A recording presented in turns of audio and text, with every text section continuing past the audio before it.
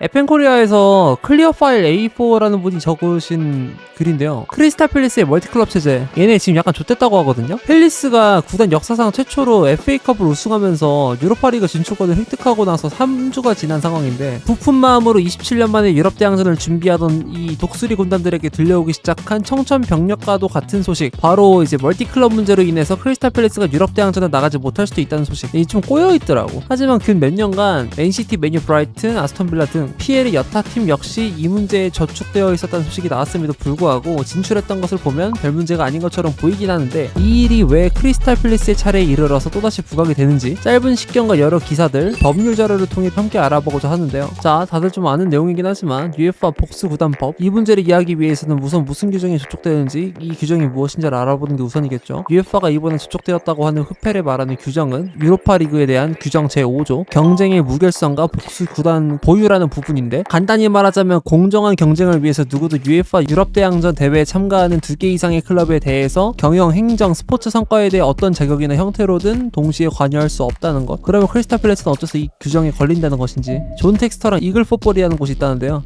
이 사람이 좀 구단주인 것 같은데, 크펠은 우선 다양한 구단주들이 공동 소유하고 있는 구단, 당장 지분이 큰 구단주만 봐도 넷이나 된다고 해요. 그러니까 단일 구단주가 아닌 체제야. 그 중에서 가장 많은 지분을 갖고 있는 사람이 45%를 보유한, 그리고 UEFA가 지적한 문제가 되는 구단주가 바로 오늘의 주인공 존 텍스터. 선구적인 안목으로 가상현실 기술에 뛰어들며 자리를 선점하고 미디어, 스타트업 등의 다양한 투자로 부를 축적한 텍스터는 스포츠에 눈을 돌려 크리스탈 팰리스의 구단주가 되었고, 올림픽을 이용 보더포그, FC 플로리다, 그리고 몰렌베이크까지 손을 뻗쳐 5개의 구단을 아우르는 이글 풋볼 홀딩스를 만들어 보유하게 되었다고 합니다. 멀티클럽 체제를 보유하는 회사를 만든 것 같네요. 그리고 흡펠이 생각지도 못한 FA컵의 기적을 일으키며 유로파리그 진출을 해내 구단주로서 뿌듯한 상황이었습니다만, 문제는 다른 보유 구단인 올림픽 리옹 역시 리그왕 6위를 차지하며 위에 유로파 복수구단 규정에서 지목한 같은 유럽 대항전에 2개 이상의 클럽이 영향을 미치는 상황으로 보일 수가 있는데, 만약 두 클럽에 영향이 가는 것이 인정이 될 경우 저 법률 조항에 따라서 둘 중 리그 순위가 높은 리옹 쪽만이 출전에 인정받게 될 것. 그러니까 크펠은 박탈당한다는 소리죠. 크리스탈 팰리스가 가지고 있던 유로파 진출권은 차순위 노팅엄에게 이양되고, 유로파 컨퍼런스 리그는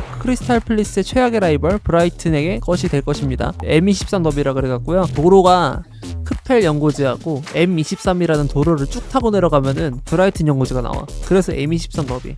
얘네 둘이 라이벌이에요. 둘 다 또 심지어 갈매기랑 독수리 새 쪽이고, 원래 브라이튼 로고는 돌고래였는데 크펠한테 비빌라고 이글스를 비꼬고자 시글스라고 역으로 이제 비꼬는 식으로 챈트를 했다가 이게 본인들의 상징이 되어버린 케이스고, 이런 식으로 라이벌입니다. 당연히 크리스탈 팰리스는 구단 역사상 최초의 쾌거를 놔둘 수가 없는 상황인데, 이를 해결하기 위해서 존 텍스터와 크리스탈 팰리스는 대처를 준비하고 있는 상황. 크펠은 현재 3가지 방법을 시도 중이라고 하는데, 일단 첫 번째, 규정 위반을 부정.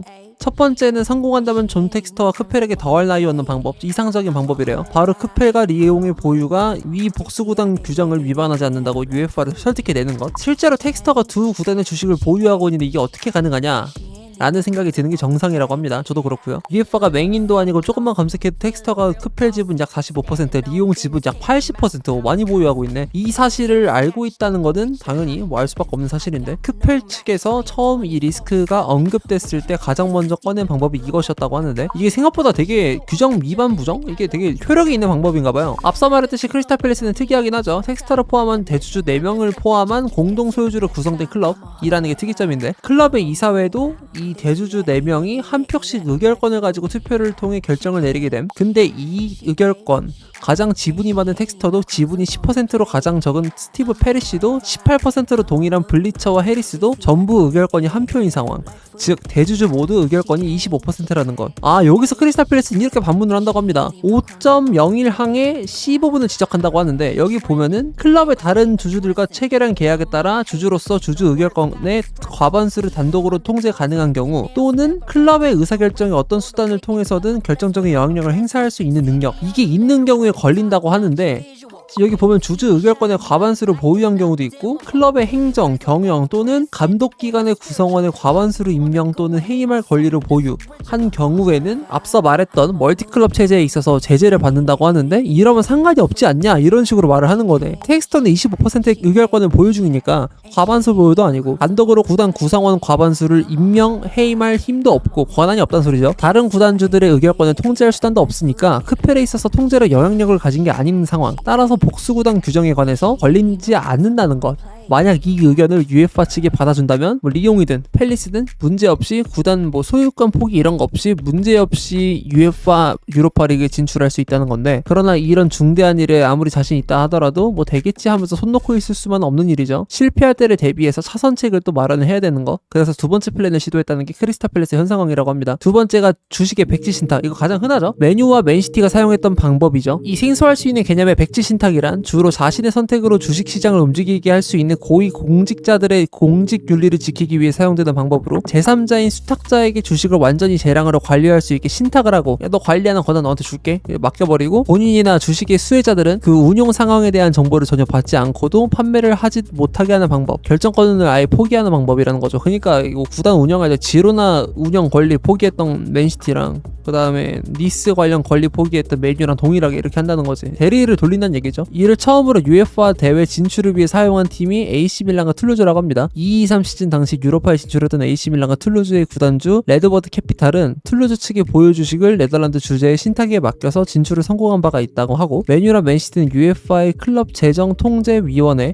가 정한 패널의 신탁을 맡기는 방식으로 진출을 성공한 상황. 그래서 크펠도 존 텍스터의 지분에 관해서 UEFA의 백지 신탁을 요청했다고 하고요. 근데 6월 5일 크리스탈 팰리스의 백지 신탁이 UEFA로부터 거절됐다는 소식이 들렸다고 합니다. 이유는 UEFA의 백지 신탁 신청 기간은 3월 1일까지였으며 크펠의 신청이 그 기간을 어겼기 때문이라는 것. 크펠 표현으로서 좀 억울할 수 있는 부분. 똑같이 FA컵으로 5월에 유로파에 탑승한 메뉴는 됐는데 왜 우린 안 되는가? 아, 맞네. 지난 시즌 메뉴가 5월에 우승을 해가지고 이제 올라갔던 케이스인데 메뉴랑 다르게 왜 크펠은 안 되는가? 이런 걸 또 주장해 볼 수가 있겠네요. 메뉴와 맨시티가 썼던 UEFA의 신탁은 그 당시에 새로 만드는 과도기적 시대였기 때문에 봐줬던 거지, 그 다음 해부터는 이를 엄격히 적용할 것을 천명했다는 것. 아, 이제부터 얄짤 없어? 조까 이거네. 이를 어떻게 해석할지는 차치하고, 아무튼 크펠의 두 번째 플랜은 이렇게 물 건너가게 되었다고. 이건 아예 그냥 안 될 거라고 보네요. 첫 번째 플랜은 될지 안 될지 모르긴 하는데 두 번째 플랜은 아예 안 될 거라고 확신하고 있는 상황이고, 신기하네. 그 다음에 주식 판매. 백지 신탁이 아니라면 이 주식을 정말 처리할 방법이 뭐가 있을까? 간단한 방법이 있어. 그냥 주식 다 팔아버려. 이 방법으로 유럽 대항전을 나갔던 팀은 여럿 있긴 하지만 가장 최근에는 아스톤빌라와 라이벌 구단인 브라이튼이 있는 상황이고요. 두 클럽은 구단주가 규정에 영향을 주지 않을 최소한의 주식만을 남기고 저촉됐던 더 작은 쪽의 클럽을 판매해서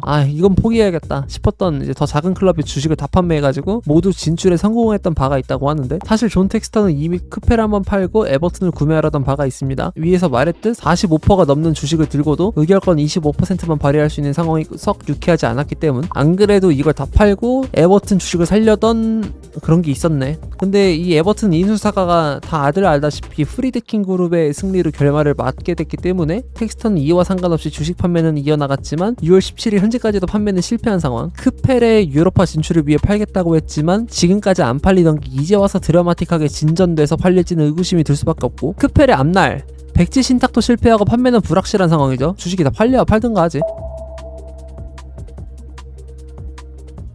크펠은 원플래닝 규정 위반의 부정이 가장 유력한 방법으로 여겨지고 있는 상황이고, 물론 복수구단의 사례에서 호들갑은 많았지만 결국 진출하지 않았나 라는 낯갈로도 많은 상황이긴 하지만, 메뉴와 맨시티 이후에 엄격하게 규정을 적용하겠다는 말이 거짓이 아니었던 것인지, 최근에는 다른 소관이긴 하지만 피파에서 클럽 월드컵에서 클로브 레온을 복수구단 규정 위반으로 퇴출시켰다. 그래서 첼시가 레온이랑 원래 붙었어야 되는데 얘가 못 나온 거구나. 처음 알았네. 6월 17일 아일랜드의 구단 드로이드 유나이티드가 FA컵 우승에도 불구하고 규정 위반으로 퇴출한다는 판결이 나왔다고. 메이저 대회에서는 이런 식으로 퇴출됐던 케이스가 총 2건이 있네요. 레온하고 드로이다 유나이티드. 이 드로이다의 사례의 경우에 관해서는 이 업적을 달성할 당시에 복수구단 보유가 아니었음에도 불구하고 적용이 되었었고, 클로브 레온 역시 크펠처럼 본인들은 다른 구단과 영향력이 없음을 증명하는 서류를 냈다고 해도 이럼에도 불구하고 기각이 되었다는 것이 크펠에게도 불안감을 줄 수 있는 요소, 충분히 좆될 수가 있는 상황이네. 그리고 최근엔 드디어 노팅엄 포레스트 측에서 크펠의 규정 위반에 공식적으로 이의를 제기했다는 소식까지 들려왔고, 물론 크펠의 구단주 구조가 다른 클럽들과 다른 만큼 모든 것은 UEFA의 판단을 달려있다고 봐야겠지만 크페리아누를 어떻게 될지 기추가 주목된다고 보여지네요. 생각보다 진짜 존나 진지하게 못 나갈 가능성이 있는 거네. 낙관론적으로 볼 상황이 아닌 거네요. 이거 재밌는 글이다. 야, 이게 지금 주식을 다 팔 수 있을지도 불확실하고 2번 플랜인 거 백지 신탁은 절대 안 된다고 하고 기한 때문에 이제 안 봐준다고 하니까 첫 번째로 같은 경우에는 이거는 성공 확률이 불확실하고 1번하고 3번의 플랜 말고는 없는데 네 번째 항목을 봤을 땐 충분히 좆될 수가 있는 상황이고 게다가 이게 뭐 그러면은 존 텍스터에게 선택권을 줘가지고 너 리옹 유로파 못 나가게 할래 펠리스 못 나가게 할래 이런 게 안 되잖아요. 무조건 리그 순위가 더 낮은 펠리스가 확실히 못 나가게 되는 거잖아. 둘 중 하나가 이렇게 된다고 하면은 이거 놓치면 너무 아깝겠는데? 펠리스 팬들 파이팅이요.